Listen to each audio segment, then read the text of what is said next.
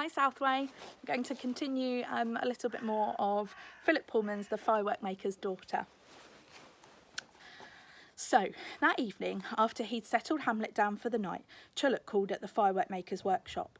It lay down a little winding alley full of crackling smells and pungent noises, between the fried prawn stall and the batik painters. He found Lackland in the courtyard under the warm stars, mixing up some red glow paste. "Hello, Chullock," said Lackland. "I hear the white elephant's going to be presented to Lord Paraquet tomorrow. How long do you think his money will last?" "A week, I reckon," said Chullock.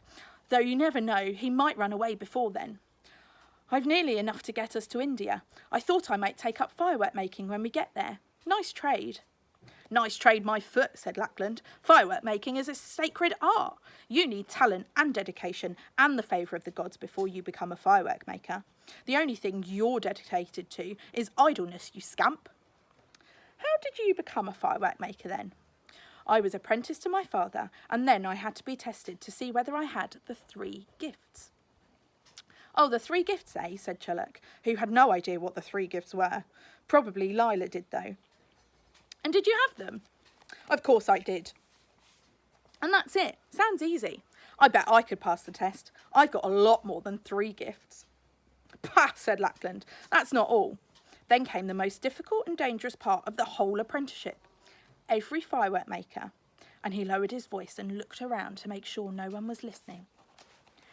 Every firework maker has to travel to the grotto of Razvani, the fire fiend, in the heart of the mountain Merope, and bring back some of the royal sulphur. That's the ingredients that make the finest fireworks. Without that, no one can be a true firework maker. "Ah," said Chullock. "Royal sulphur, Mount Merope. That's the volcano, isn't it?"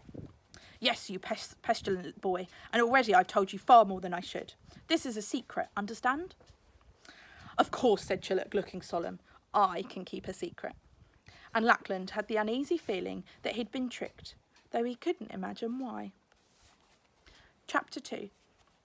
Next morning, whilst Lackland was at the paper merchant's buying some cardboard tubes, Lila went to the elephant house to see Chullock. When she heard what Lackland had told him, she was furious.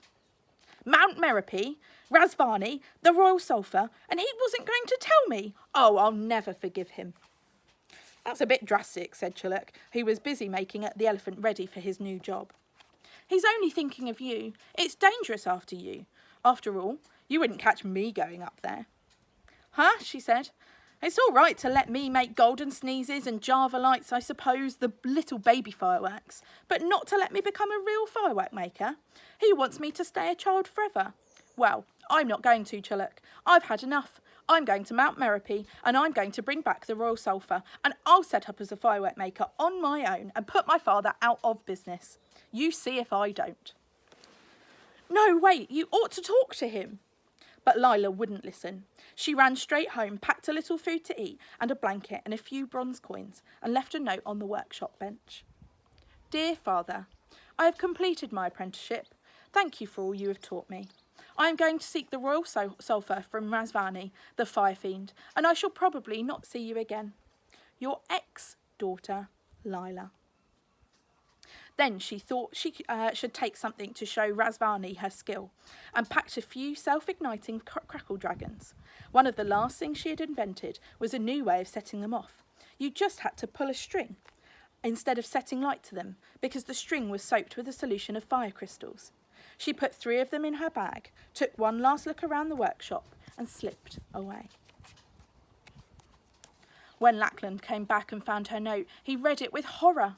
"Oh, Lila, Lila, you don't know what you're doing," he cried, and ran out into the alley. "Have you seen Lila?" he asked the fried prawn seller. "She went off in that direction. About half an hour ago." "She had a bundle on her back," added the batik painter. "Looked as if she was going on a journey." Lackland hurried after her at once. But he was an old man with a weak heart, and he couldn't run fast, and the streets were crowded. Rickshaw drivers jostled with carts, a caravan of silk traders was pushing its way through the market, and in the Grand Boulevard a procession was going past. The crowd was so thick that Lackland couldn't move any further. The reason for all the excitement was that the white elephant was being led to his new owner. Chullock was leading Hamlet at the head of the procession, and with them came musicians playing bamboo flutes and banging teak drums, and dancers swaying and snapping their fingers, and a troop of servants with tape measures ready to measure Hamlet's new home for the silk curtains and velvet carpets for the owners would have to buy. Flags flapped and banners waved in the sunlight, and the white elephant shone like a snowy mountain. Lackland forced his way through the crowd to Chullock's side. "Did you tell Lila about Razvani and the royal sulphur?" he panted. "Course," said Chullock. "You should have told her yourself. Why?" "Because she's gone, you wretch. She's gone off by herself to Mount Merope, and she doesn't know the rest of the secret." "Is there more, then?" "Of course there is," said Lackland, struggling to keep up. "No one can go into the Fire Fiend's grotto without protection. She needs a flask of magic water from the goddess of the Emerald Lake. Otherwise she'll perish into flames. Oh, Chullock, what have you done?" Chullock gulped. They were nearly at the house of the White Elephant's new owner, and they had to slow down to allow all the dancers and musicians and flag bearers to get through the gate first and form two lines for the White Elephant to walk between. Then Hamlet whispered, just loud enough for Chullock to hear. "I'll find her. Help me get away tonight, Chullock, and we'll go and take Lila the magic water." "Good idea," whispered Chullock, beaming. "Just what I was going to suggest." He turned to Lackland and said, "Listen, I've got a proposition. Me and Hamlet will find her. We'll get out tonight. Emerald Lake, goddess, magic water, Mount Merope. Nothing to it." Then Chullock turned to the servants. "Mind out the way," he called. "We've got to get round the corner. Dear, dear, what a narrow gate. That's going to have to come down. And what's this? Gravel? You want the White Elephant to walk on gravel? Fetch a carpet at once, a red one. Go on, hurry." He clapped his hands and the servants bowed and scampered away. In the background, the new owner was tearing his hair. Chullock whispered to Lackland once more. "Don't worry, we'll get away tonight. All we need is a tarpaulin." "A tarpaulin? Whatever for?" "No time to explain now. Just bring one to the gate tonight." And Lackland had to make do with that. He went back to the workshop feeling heavy-hearted. I'm going to stop there for now, and hopefully I'll get to read some more to you later. Bye.